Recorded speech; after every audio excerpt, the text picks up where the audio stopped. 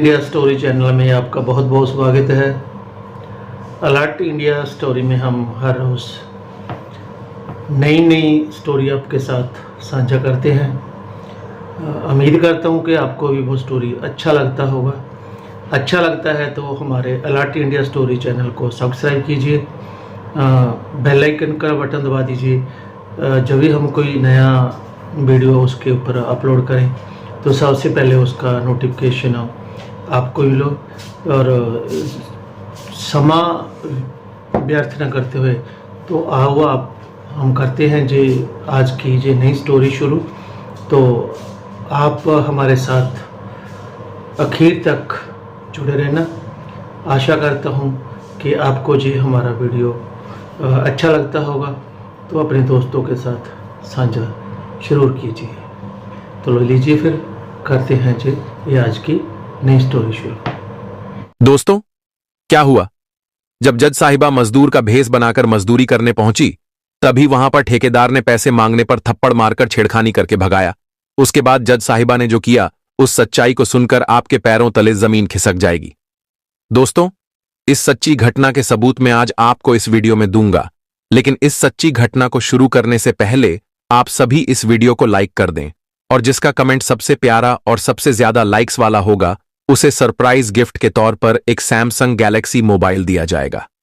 Video को पूरा देखने के बाद अपने विचार हमें कमेंट बॉक्स में जरूर बताएं। दरअसल दोस्तों, यह घटना घटी थी साल 2016 में दिल्ली के बेगमपुर शहर में। दिल्ली के बेगमपुर शहर में राजेश अग्रवाल पाटीदार नाम का एक बहुत बड़ा ठेकेदार था, और उस ठेकेदार राजेश अग्रवाल का पूरे शहर में बहुत नाम चलता था। वह ठेकेदार राजेश अग्रवाल बहुत बड़ी बड़ी इमारतों का निर्माण करता था, लेकिन उसी वक्त बेगमपुर शहर में गीता मिश्रा नाम की जज साहिबा अपने पद पर नियुक्त थी। दरअसल गीता मिश्रा बचपन से ही बहुत ही दयालु एवं भले इंसान थी। गीता मिश्रा ने अपने जीवन काल में आज तक ना तो किसी भी बेगुनाह इंसान को सजा सुनाई थी और ना ही किसी इंसान के साथ अन्याय किया था। दरअसल गीता मिश्रा का नाम भी पूरे बेगमपुर शहर में चलता था। गीता मिश्रा अपने पिता निखिल मिश्रा और माता अंजलि मिश्रा की इकलौती बेटी थी, और बचपन से ही गीता मिश्रा के माता अंजलि मिश्रा पिता निखिल मिश्रा ने अपने बेटी गीता मिश्रा को अच्छे कर्म की बातें बताईं और अच्छे संस्कार भी दिए हुए थे। दोस्तों, जब जज साहिबा गीता मिश्रा एक दिन अपने न्यायालय से अपने घर की ओर जा रही ही थी, तभी उसे रास्ते में एक अनिल नाम का छोटा बच्चा, जिसकी उम्र लगभग 10 साल थी, वह रोते हुए दिखाई दिया। गीता मिश्रा ने अपने ड्राइवर से कहा कि जरा गाड़ी उस बच्चे के पास रोकना, क्योंकि मुझे उससे पूछना है कि आखिर वह यहां चलती सड़क पर खड़े होकर क्यों रो रहा है। वह कहीं गाड़ी में ना आ जाए या उसे कोई चोट न लग जाए। ये बोलकर गीता मिश्रा ने अपने ड्राइवर को गाड़ी फुटपाथ पर पार्क करने को कहा। जब गीता मिश्रा उस गाड़ी से उतरकर उस बच्चे के पास पहुंची और उस बच्चे से पूछा कि बेटा, क्या हुआ, तुम रो क्यों रहे हो? तब वह बच्चा रोते हुए बोला कि मुझे भूख लगी है और मैंने पिछले 2 दिनों से कुछ नहीं खाया है। तब गीता मिश्रा ने कहा कि तुम्हारे माता पिता कहाँ हैं और उन्होंने तुम्हें ऐसे क्यों छोड़ा है? तब वह बच्चा, जिसका नाम अनिल था, वह बोलता है कि मेरे माता मालती साहू और पिता कमलेश साहू पीछे वाली रोड पर किसी का घर बनाया जा रहा है, वहीं पर मजदूरी का काम कर रहे हैं। तब गीता मिश्रा ने सोचा कि शायद इसके माता मालती साहू और पिता कमलेश साहू की कुछ मजबूरी होगी, तभी इसके माता पिता ने इसे 2 दिन से खाना नहीं खिलाया है। तब गीता मिश्रा ने उस बच्चे अनिल को खाना खिलाकर, जब गीता मिश्रा उस बच्चे अनिल के माता मालती साहू और पिता कमलेश साहू के पास उसे छोड़ने गई, तब जो जज साहिबा गीता मिश्रा थी, उन्होंने अनिल के माता मालती साहू और पिता कमलेश साहू से पूछा कि तुम अपने बेटे अनिल का ध्यान क्यों नहीं रख रहे हो? उसने 2 दिन से खाना नहीं खाया है और वह रोड पर मुझे अभी रोते हुए दिखाई दिया। जब मैंने इस बच्चे से पूछा कि तुम्हारे माता पिता कहाँ हैं, तो उसने यहां का पता बताया और मैं इस बच्चे को यहां पर लेकर आ गई।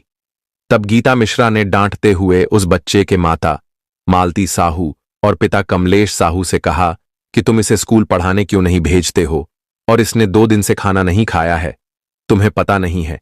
तब उस बच्चे के माता मालती साहू और पिता कमलेश साहू ने गीता मिश्रा से कहा कि मैडम, हमारे साथ एक बहुत बड़ा अन्याय हुआ है, हमारे साथ बहुत बुरा हुआ है।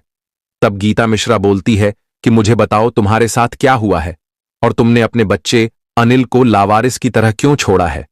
तब उस बच्चे के माता पिता बताते हैं कि मैडम, दरअसल हम मजदूरी का काम करते हैं और हमारे जो सेठ है, जो ठेकेदार है, उन्होंने पिछले 3 दिनों से हमारी तनख्वाह नहीं दी है और हमारे साथ जोर जबरदस्ती करते हैं। जब हम तनख्वाह मांगने जाते हैं तो नहीं देते हैं। तब गीता मिश्रा बोली कि अरे ऐसा कैसे हो सकता है, और वह ठेकेदार कौन है जो तुम्हारे साथ ऐसा कर रहा है, मुझे उसके बारे में बताओ। अब उस बच्चे के माता पिता डर जाते हैं, क्योंकि अगर ठेकेदार को यह पता चलता कि उन्होंने किसी की कंप्लेंट किसी से की तो हो सकता है कि वह ठेकेदार उस बच्चे के माता पिता को नौकरी से भी निकाल दे। अब इस डर के चलते माता पिता ने ठेकेदार का नाम नहीं बताया, लेकिन जज साहिबा ने बहुत पूछा और डांट फटकार लगाई। तब जाकर उस बच्चे अनिल के माता पिता ने ठेकेदार का नाम बताया और उस ठेकेदार का नाम था राजेश पाटीदार। अब दोस्तों, जो राजेश पाटीदार था, दरअसल वह कोई साधारण ठेकेदार नहीं था। उसका नाम भी चलता था और लोग उसे ईमानदारी का ताज भी पहनाते थे। गीता मिश्रा ने पूछा कि बताओ तुम्हारे ठेकेदार राजेश कहाँ हैं, मुझे उनसे मिलना है।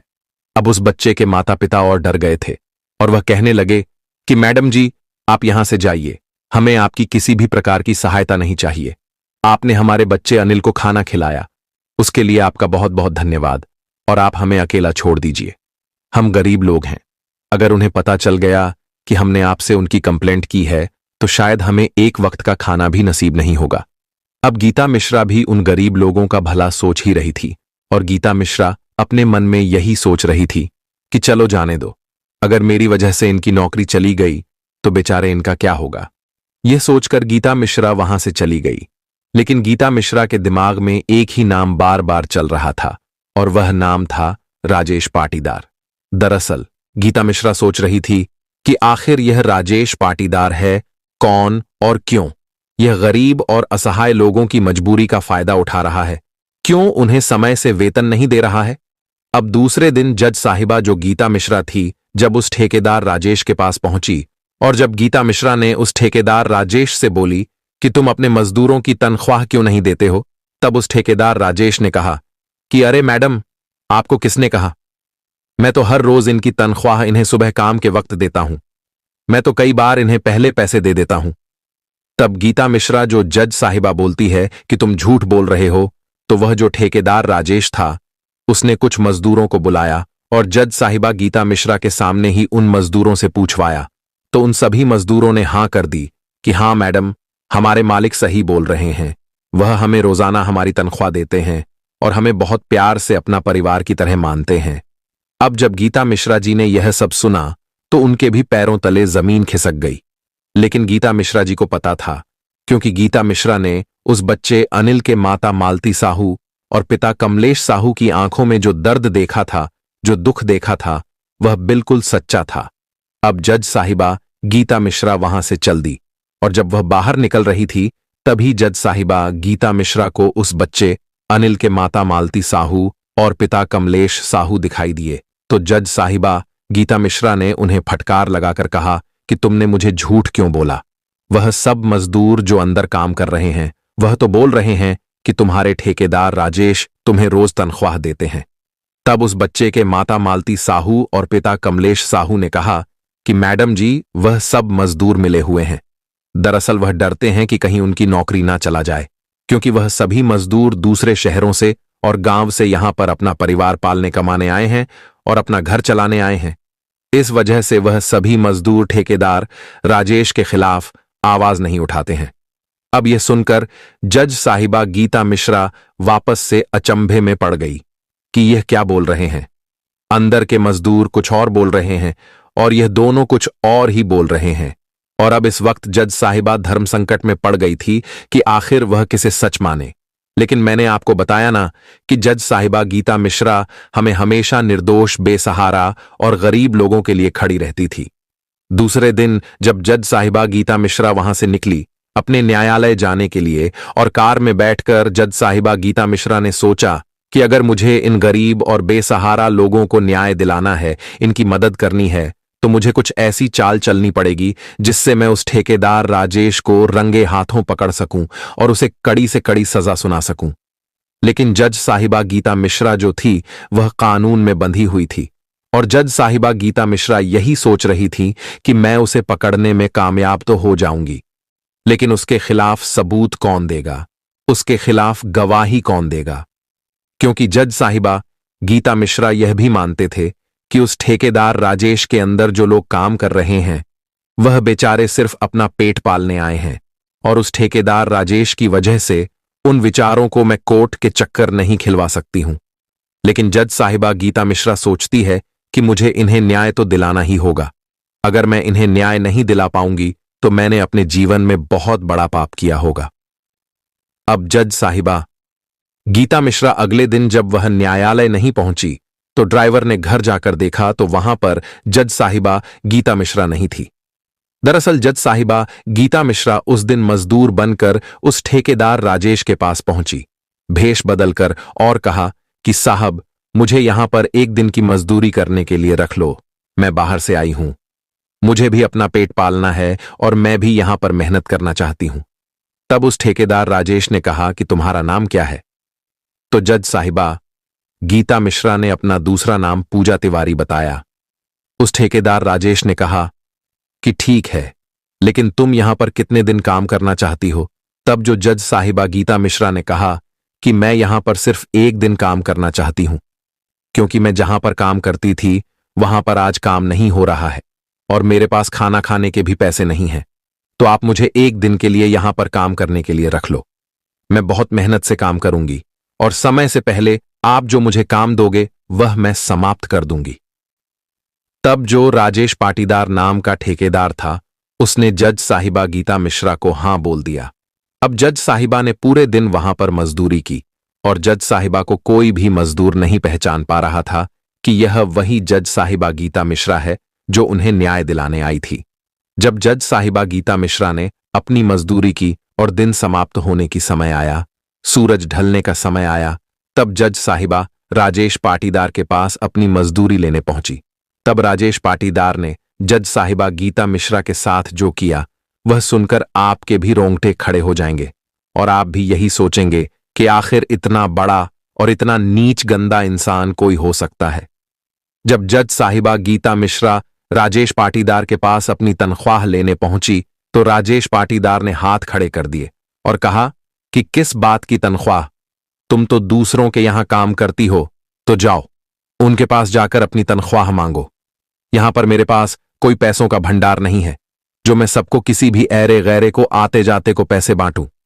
अब यह सुनते ही जज साहिबा गीता मिश्रा जो भेष बदलकर काम करते उनके पैरों तले जमीन खिसक गई और जज साहिबा गीता मिश्रा मन ही मन सोचने लगी कि मुझे उस बच्चे अनिल के माता पिता ने सही कहा था।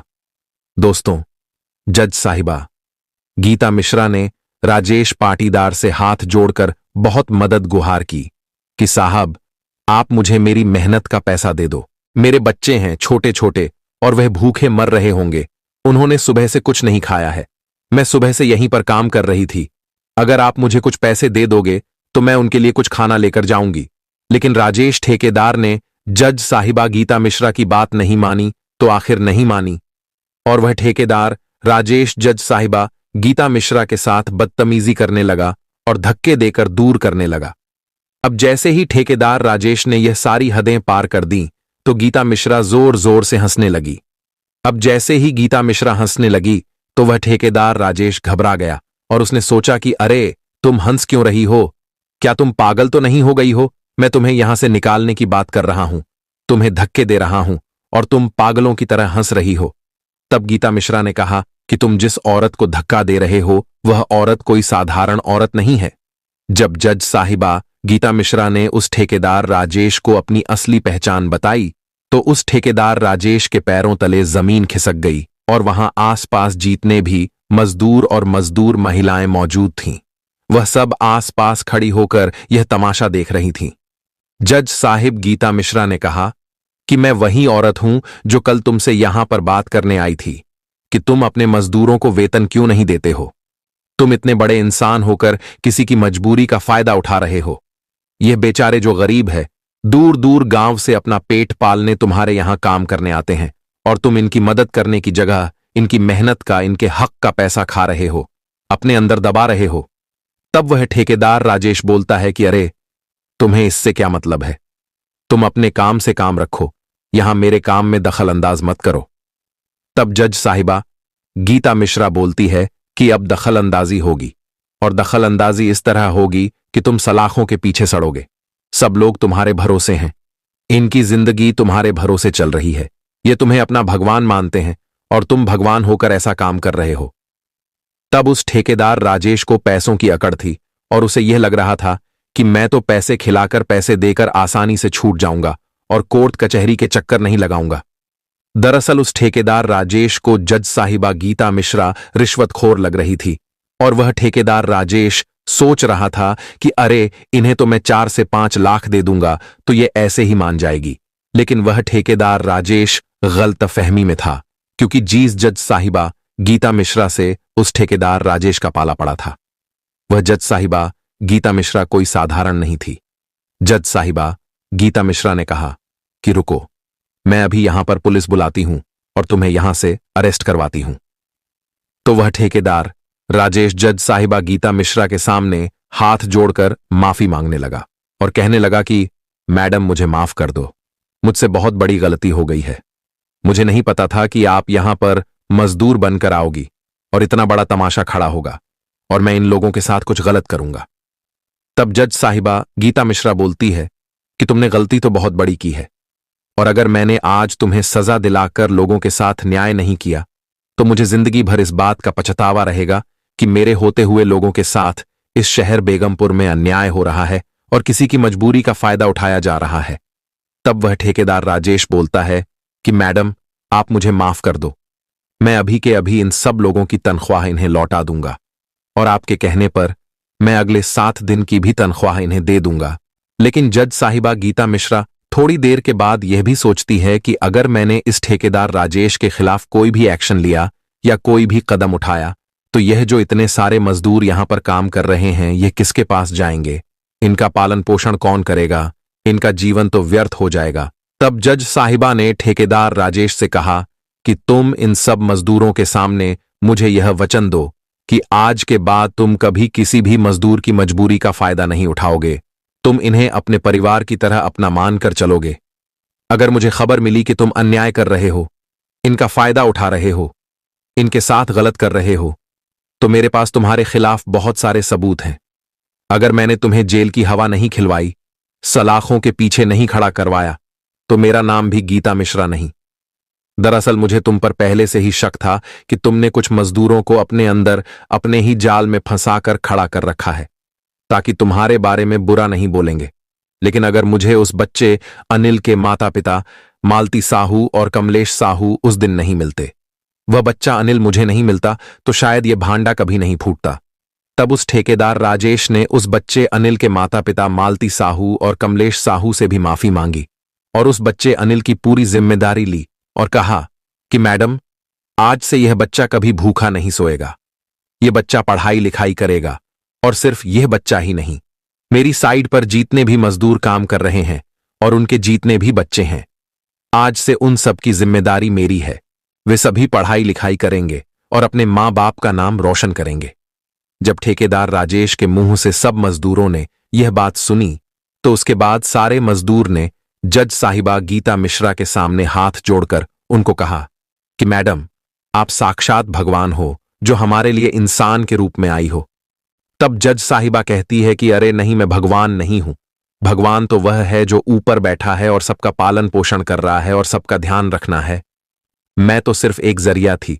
मुझे तो यहां पर भगवान ने भेजा था तुम सब लोगों की मदद करने, तो मैं वही करने आई थी और अपना कर्तव्य निभाने आई थी। उसके बाद ठेकेदार ने कहा कि मैडम, आप बिल्कुल भी टेंशन मत लीजिए, मुझे मेरी गलती का पछतावा हो गया है और आज के बाद मैं कभी किसी की भी मजदूर की मजबूरी का फायदा नहीं उठाऊंगा और ना ही किसी के साथ कुछ गलत करूंगा। दोस्तों, ये कहानी कोई साधारण कहानी नहीं थी, ये कहानी एक सत्य घटना पर आधारित थी। तो आपको यह घटना कैसी लगी? अगर आपको यह वीडियो पसंद आया हो तो कृपया इसे लाइक करें और कमेंट बॉक्स में जय श्री राम लिखें। साथ ही हमारे YouTube channel fire crime story hub को सब्सक्राइब करना न भूलें ताकि आप ऐसी और प्रेरणादायक कहानियों से जुड़ी रहें। धन्यवाद। जहां भी रहें, सुरक्षित रहें और सचेत रहें। दोस्तों, अपना कीमती समय देने के लिए बहुत बहुत धन्यवाद। फिर मिलते हैं एक नई कहानी वीडियो में। तब तक के लिए आप सभी का बहुत बहुत धन्यवाद। फिर मिलते हैं एक नई कहानी वीडियो में। तब तक के लिए आप सभी का बहुत बहुत धन्यवाद। तब तक के लिए जय हिंद, जय भारत।